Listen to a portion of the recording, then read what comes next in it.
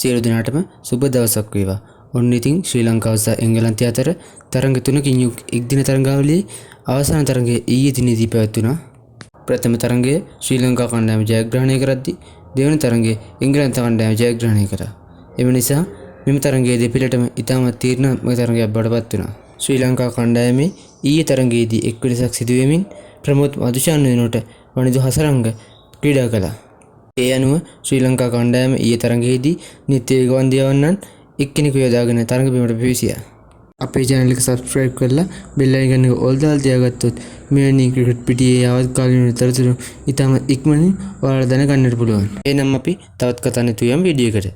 ඊයේ දිනේදී පැවති තරඟයේදී කාසිවාසී ජයග්‍රහණය කළ එංගලන්ත නායක හැරි බ්‍රෝක් ප්‍රථමයෙන් පන්දුවට පහර දීමට තීරණය කළා.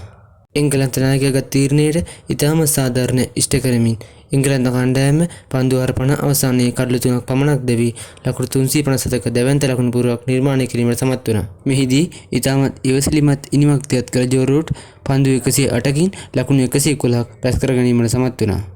හැරි බ්‍රෝක්ද අවසානයේදී පැමිණ පන්දු 66කින් දැවැන්ත ලකුණු 136ක් රැස් කර ගැනීමට සමත් වුණා.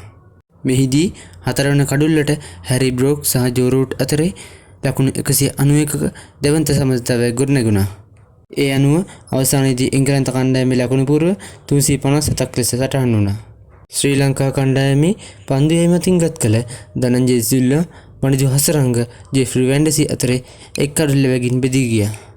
හැරි බ්‍රෝක් සමගින් ජෝ රූට් ඊයේ තරඟයේදී කොළඹ ආර් ප්‍රේමදාස පිටිය අවසාන පන්දු වර කිහිපයේදී 6-4 වරුසාවකින් වර්ණවත් කළා. ඒ අනුව පිළිතුරු ඉනිම පන්දුවට පහර දීමට පැමිණි ශ්‍රී ලංකා කණ්ඩායමට සියලු දෙනා දැවි පන්දු වර 46 පන්දු 4ක් අවසානයේ රැස් කර ගැනීමට හැකි වුණේ ලකුණු 304ක් පමණයි. මෙහිදී කමිල් මිෂාර් සමගින් පැතුම් නිසංග ශ්‍රී ලංකා කණ්ඩායමේ පළමු පන්දු වර කිහිපයේදී ප්‍රවේගකාරී ලකුණු ඉනිමක් දියත් කිරීමට සමත් වුණත් කමිල් මිෂාර් ලකුණු 22කට දැවී යාම සමග ශ්‍රී ලංකාවේ පිතිකරුවන් එක පිටපස් එක දැවී ගියා. මෙහිදී පැතුම් නිසංග පන්දු 25කින් වේගවත් ලකුණු 50ක් රැස් කර ගැනීමට සමත් වුණා. පැතුම් නිසංගගේ දැවී යාමෙන් අනතුරුව ශ්‍රී ලංකා පිතිකරුවන් එක පිටපස එක දැවී යමින් සිටි අතරතුර ශ්‍රී ලංකාවේ නායක පිතිකරු එක් අන්තයක් රැක ගනිමින් ක්‍රීඩා කිරීමට සමත් වුණා. ඒ කෙසේ වෙතත් අනෙක් අන්තය ආරක්ෂා කර ගනිමින් ක්‍රීඩා කිරීමට කිසිදු පිතිකරුවෙකුට හැකි වූයේ නැහැ.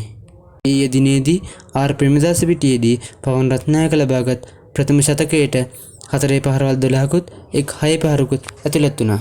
ඔහුට අනෙක් අන්තයෙන් යම් සහායක් ලබා දීමට පිතිකරුවෙක් සිටියා නම් ඊයේ තරඟයේ තත්ත්වය බොහෝ දුරට වෙනස් වෙන්නට තිබුණා. ඒ අනුව ශ්‍රී ලංකා කණ්ඩායමේ පන්දු වර 3යි පන්දු 2ක් අවසානයේ ඉතුරු වෙමින් තිබියදී ශ්‍රී ලංකාවේ සියලු පිතිකරුවන් ලකුණු 304කට දැවී ගියා.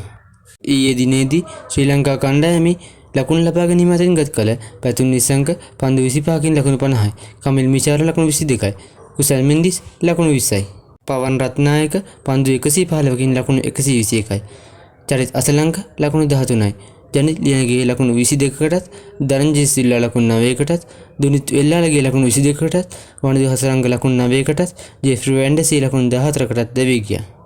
ඒ අනුව තරඟ තුනකින් යුත් එක්දින තරඟාවලියේ ජයග්‍රහණය තමන් සතු කර ගැනීමට ඊයේ එංගලන්ත කණ්ඩායමට හැකියාව ලැබුණා.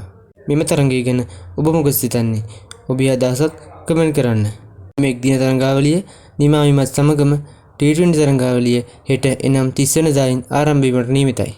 මෙම තරඟාවලිය පැවැත්වෙන්නේ පල්ලිකැලේ ක්‍රීඩාංගණයේදී. T20 තරඟය ආරම්භ කරමින් ප්‍රථම තරඟය හෙට එනම් 30 වෙනිදාත්, දෙවන තරඟය පෙබරවාරි මාසයේ 1 වෙනිදාත්, තුන්වෙනි තරඟය පෙබරවාරි මාසයේ 3 වෙනිදාත් පැවැත්වීමට නියමිතයි.